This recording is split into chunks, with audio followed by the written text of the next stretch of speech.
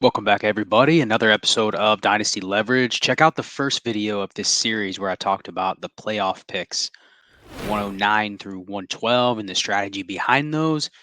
And today we are going to talk about draft picks in 2023 where you think you're probably in no man's land or middle ground. You're talking about picks that are 105 through 108.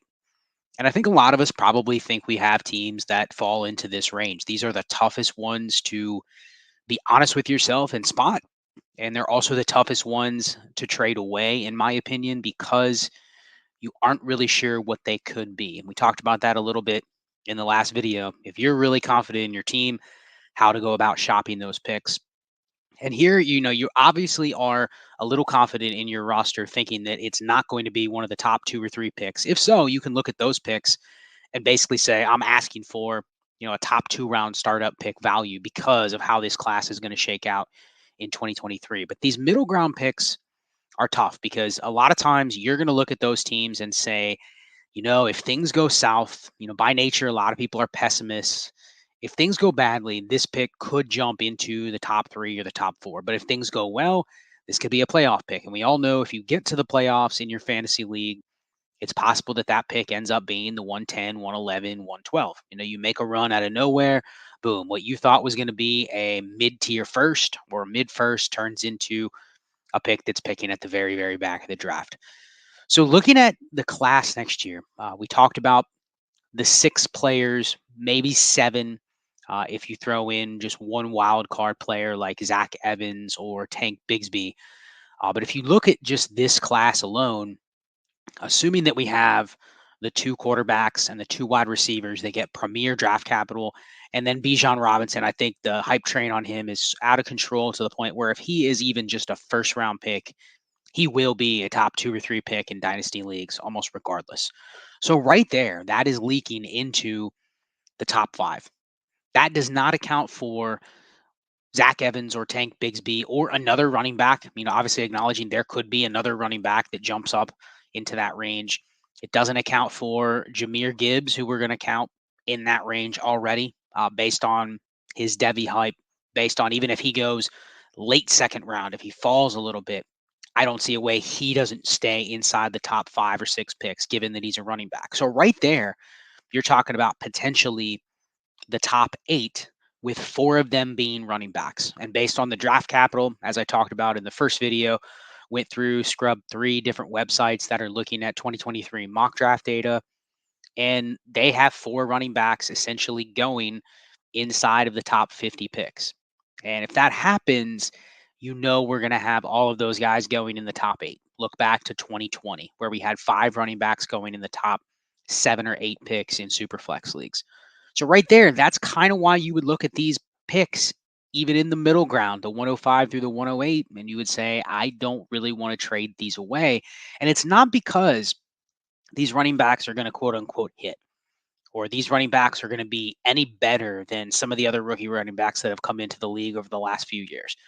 But just acknowledge what they could be in terms of the value ramp that you have from the day that you make that pick all the way until the start of the season. Think about the value on a player like Brees Hall. Think about the value on players last year like Javonte Williams. Think about the running back values of the guys in 2020. Even if you look back on their career in 3 years and you go, you know what? It really wasn't worth trading up to that 104 and drafting Cam Akers or drafting J.K. Dobbins. In today's running back landscape, if you can get one of those players and secure them on their rookie contract, you have at least a golden trade chip to where they're almost impossible to get on the open market. I mean, I've talked about that on Trades in 5. I think we're pretty consistent with once a running back hits this number or hits this level, we are not necessarily going out and paying the market price because the scarcity is too high, especially if it's somebody like Najee Harris, for instance. Najee Harris had a great year last year, but it was essentially not special when you're looking at like historical warp data or looking at historical impact data. Somewhere around 19 points per game. That's great, but it's not worth going out and paying the market price because a lot of what's milked into Najee Harris's market price is going to be the fact that there aren't a lot of running backs like that exist, and probably even fewer that are available. So that I think is the biggest leverage point that you are potentially trading away with one of these picks in the 105 through 108 range. It isn't that you're guaranteed to hit. It's that I think the way things are going to shake out, assuming that this draft capital holds, these are going to be the sweet spot picks where you are going to have to be if you want to hit on one of these running backs that's a top 50 pick or even just a second round pick.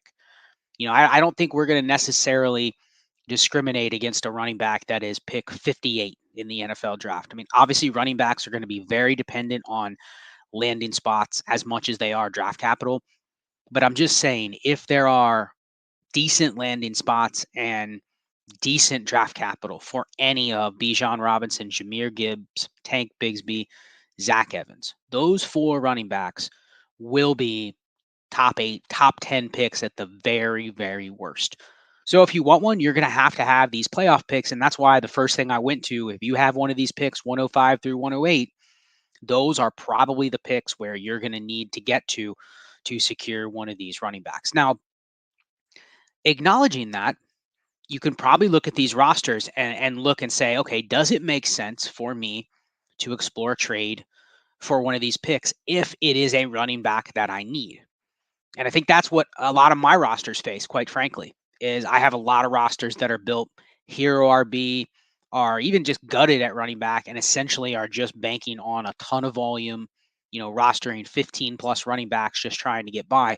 And I have them on different levels. I mean, I call it levels when you're roster building is I don't want just to have 15 bodies at running back. I want to have different layers of these types of running backs in Dynasty. I want to have some really high leverage handcuffs. So we're talking about I want to have a random Tony Pollard or Alex Madison on my roster. Then I want to have the strict backups. The guys that like Daryl Williams, Jamal Williams, those types. If they're the strict backups, they really don't have any standalone dynasty value and they really aren't league winners if there were to be an injury ahead of them, but I've seen them. I know their role, and I'm pretty sure that I can throw them in and get replacement level value 2, 3 times per year. Then I want some of the satellite backs. I want a Naheem Hines on every roster. I want that type to be able to just throw in if I ever get to a point where I have to just play a running back every single week. I'm okay kind of riding the ups and downs with a player like Hines. And a lot of the times you'll hear people say, well, he would never be in my lineup in a lineup league. If it's not best ball and it's actually I have to set a lineup, I would never play him. But on some of these rosters where you've really just basically sold off everything at running back or not invested at running back, he's the type of player you can play on a weekly basis. So I like to have like different layers of running backs when I'm building these teams. But I have a lot of rosters where I go, man, what it's missing is a Javonte Williams. What it's missing is one of these anchor pieces. And every time one becomes available, usually what the cost is okay, yeah, sure. A guy like Joe Mixon is available, but I want your 23 first. And if I'm sitting in this range, this 105 through 108 range, and it doesn't mean that I have a bad team. Oftentimes, a lot of my quote unquote hero RB teams or running back punt teams may be in this range by default just because there's 2 or 3 other teams that have the prospects of, maybe they have a Christian McCaffrey and Najee Harris. And I look at those teams as volatile. I look at those teams as, yeah, sure, if things go right for them, I'm going to have a hard time catching them at running back. And in turn, if they hit on 2 seasons that are 45 points per game between their 2 running backs and they stay healthy, I'm going to have a hard time catching those, especially if it's shallower rosters. It's only start 10. It's going to be real hard to make up those points if I'm trying to just stream replacement level value, which historically is about 14 points per game. So even if I'm getting my 14 points per game by filling in, maybe my one anchor, and then I'm filling in my others, my Jamal Williams, my Naheem Hines, I still have like 17 points per game or so to catch at my other 8 positions. So there's probably going to be a few teams across my league where I'm going to say, okay, they are clearly, I would say, favored ahead of me if their running backs stay healthy. But when it comes to actually acquiring these running backs, typically these picks, the 105s through the 108s or even higher, are the ones people are going after. And I think that's where this exercise is helpful. When I've identified these picks, these are not the type of picks that I want to be sending for a veteran running back. So the market just really isn't there for me to say, okay, I have plans to send one of these mid firsts for a veteran running back, which makes me go all the way back to the actual draft picks and say, I'm pretty sure this is going to be the range where there are going to be hammer running backs available. And you know what? If they're not, and even I'm underselling the value of these running backs, then we might be at a point where we end up getting the Kayshon Boutte or the Jackson Smith-Njigba picks here at the 107, 108. And if that's the case and their profiles end up shaking out where they're projected to go in the mocks, basically top 10, you're looking at a very high end asset. That's a difference between a receiver that goes pick 6 in the draft versus a receiver that goes in the late first. The late first receivers are still good, but historically, the wide receivers in the top 10 or so are even a step above. So I think the tier is going to shake out to where these are going to be very valuable picks, and unfortunately, they just don't hold the same market value as the clear high end picks do. So my alternate strategy on this is, if I have one of these teams that isn't completely barren at running back, and I've talked about this strategy a lot, I haven't seen it come to fruition. So I'm being honest with everybody that it's something that you're probably going to have to wait out. You're going to have to pick your spots. If you're playing in multiple leagues, you're going to have to find your spots with these picks in the middle range. Because everyone else probably looks at your team, and we're jaded by default. Human beings are jaded. So people will look at your roster and go, okay, I'm about to acquire Dynasty and Chill's 2023 first rounder. They're going to look at your roster with rose colored glasses. They're going to look at your roster the same way that you probably do. They're going to squint and go, yeah, if things go right for you, this isn't going to be a high first. So, of course, they're going to want to value your pick as, well, this is going to be a playoff pick. Now, of course, a playoff pick could mean 107, 108, which is the exact range that we're talking about. But very rarely are you going to get credit for them looking at your team and going, oh, yeah, that team is going to completely go in the tank. I'm going to give you top 3 valued pick prices. Now, that's kind of what you're thinking about if you're going to sell it. You're saying, okay, that could happen. And that's how I want you to value it. But I'm not really sure the odds of that taking place, especially if I add another piece, are going to be the case. So I think the other option is going to be to wait. I am not shopping these mid-round picks. Because I'm not 100% sold on my team. That's the first thing. I maybe have some holes. I probably have some holes at my anchor running back spots. Maybe what separates the difference between the teams that are 109 through 112 and 105 through 108 are I look at my running back room. And the playoff teams, I'm looking at the running backs and saying, okay, I have enough of them, but I also have a couple anchors that I'm less worried about being able to get by week to week and keep up with the Joneses. These teams, maybe they have clear holes. Maybe they're missing an elite tight end. Maybe they're missing the running back depth. Maybe not the starters, but maybe they're missing just the sheer number of quality depth options, and they just have a bunch of bodies. So with these picks, here's what I'm looking to do. I do want to kind of ride them out a little bit.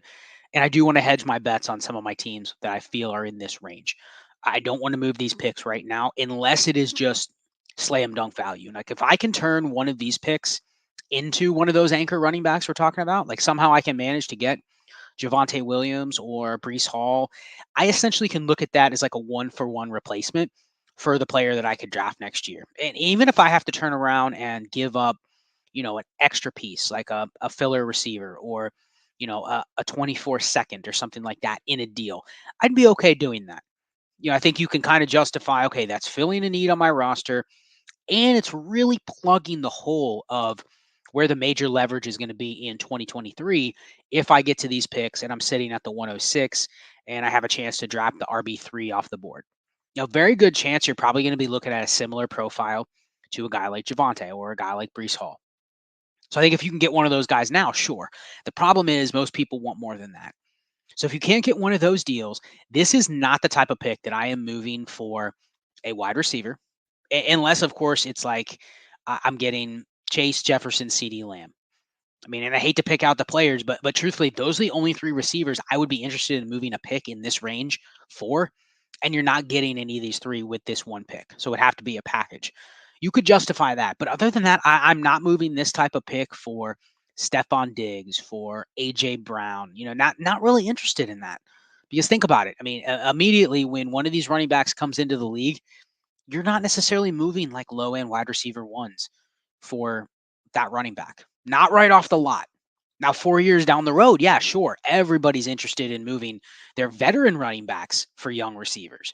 But right off the lot, you're not really interested in doing that. So I'm not interested in really buying those types of players. This is where we get even more stringent on these 23 picks. So if I can't find the market, and the problem is the market for the players that you think are worth acquiring, the threshold is a lot lower for the selling teams. They're going to look at a guy like T. Higgins and go, yeah, he's worth an early first. So there's just that disconnect in terms of what I want to do with these picks.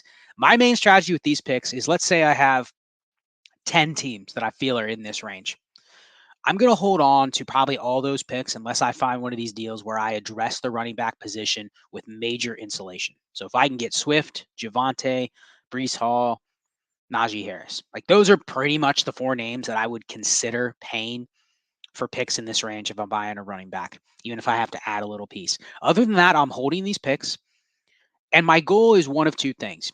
It's one to just ride the pick out. If I look at my team, even if my team is headed towards the playoffs, but I feel that there's a pretty good chance that my team is not going to win, meaning it may get knocked out in the first round. If I'm toiling at fifth or sixth place all year and I'm not looking like I'm going to get a bye in the first round, that means I have to win 3 games in the fantasy playoffs to win the championship. I'm okay holding my pick. If there's a point during the year where I think there's an inflection mark where I can truly take my team from fifth to second and get a bye, then I'll blow the pick in the season. But if not, I'm fine riding it out because, like I've already talked about, if I end up at the 107, 108, I'm pretty confident in the value of this pick in terms of what I'm going to be able to get based on the tiers. The second option would be, if I find a spot during the season, if I'm going to trade it, maybe my window or my group of players that would be in consideration to pay for would open a little bit during the season. And here's what I mean. The risk in paying for a veteran running back right now is we already know the risk of the longevity. It may not last more than 1 or 2 years. But the second thing is, you don't know which running backs are going to get hurt. You don't know which running backs are going to be in the midst of a smash season or a disappointing season. So making that bet right now, you're losing leverage just sheerly based on the time. If I go out and say, okay, well, I can buy Saquon Barkley right now with this pick, even if I get a third thrown in, you don't know if Saquon Barkley is going to thread the needle and have a smash season. So if I can wait until week 7, when I see him having a smash season, I can look at his situation, I can look at his team, and I can say, okay, I think there's a good chance he can keep that up. You can make a big move in the season with one of these picks. It's risky, but at least you have more information to go on, and you're betting that the floor on a value guy like Saquon in that instance is going to stay at a certain point to where it's not like he's going to blow up in value and be worth 3 firsts. He may be worth more. The manager in season may say, okay, he's having a great year. He's worth a little bit more than he was in July, but that doesn't necessarily mean that his price is going to go through the roof and he's going to be unattainable, especially if that team also starts falling out of the race. They're going to become even more desperate to get 23 picks. And the picks they're going to want are going to be the ones that are looking like yours. Oh, hey, yeah, the fifth place team is willing to trade me their first. That's the one I want to bet on. I don't want to go acquire the first for the team that's 8-0 and smashing everybody, especially if I give them a running back that's smashing. That's probably going to be one of those 109 through 112 picks. So I think that's the move in season. The other thing is, you can take one of these picks and really make a high value 2-for-1 during the season. And this is what I've talked about. My main goal with trading away 23 firsts is going to be, can I acquire just 2 win now hammers during the year with no regard for dynasty value? Now, those are going to be rare and few and far between of how many of those type of deals that I make. But I'll give you an example. It will be like, during the year, I trade for Devontae Adams and I trade for Ezekiel Elliott. And both of them are in the midst of good seasons. They're healthy. They're clear starters, even in a start 10 league. There are 2 guys that I place in my lineup. I essentially fill 20% of my roster spots or my lineup spots right there with that one move. And that's with like no regard to dynasty value there. And those have to be like very few and far between. And I have to be seeing a smash season from those 2 players in year. And I go, you know what? Screw it. I'll send you my 23 first. I'll bet that those players continue during the year and move my pick down into the 109 through 112 range. And that's the other move, is trying to get 2 hammer players during the year, knowing you're probably going to take a loss after the season ends and you're back to rookie draft time. So this is a tough range, 105 through 108. You're going to feel a little queasy considering shopping these picks. And you can also feel a little queasy if you end up at the 108 that you might get squeezed out. So they are the toughest to determine. I think it's where a lot of people kind of view picks as like mid first. If you're not sure, everyone kind of throws them in these range. And this is, I think, the most pivotal range of picks. If you can hit these correctly, the ones that you trade away based on what you're getting and the ones that you keep based on the lack of what you're getting, I think this is where you're going to do your teams the most good given these spots. If you're ending up with a lot of 105s, 106s, 107s next year, I think you're going to be in good shape. But if you just miss that tier by one or two players and you trade this away and you end up getting a shot at even just a buy in the playoffs, I think it could be also very helpful if you move these picks at the right time. So with that, we'll go ahead and sign off. Appreciate everybody. Follow me again at Charles Chill FFB, hashtag Dynasty Leverage. Thank you, Clay, for the platform. And our final video will come out talking about the early firsts and what they're worth. Be chill, everybody.